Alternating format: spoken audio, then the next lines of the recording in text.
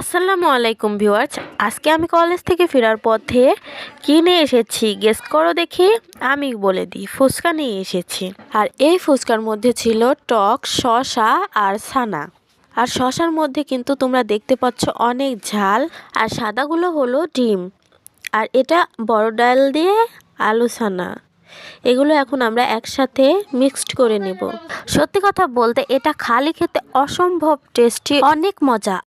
আর ফুচকা আর টক দিয়ে খেতে তো কোনো কথাই নাই, একদম ফাটাফাটি। আমাদের এখানে 12টা ফুচকার দাম 50 টাকা। আপনাদের এখানে কয় টাকায় কয়টা ফুচকা দেয় তা অবশ্যই জানাবেন। আর আপনি যদি ফুচকা লাভার হয়ে থাকেন তাহলে অবশ্যই চ্যানেলটি সাবস্ক্রাইব করে ভিডিওতে লাইক দিয়ে যাবেন।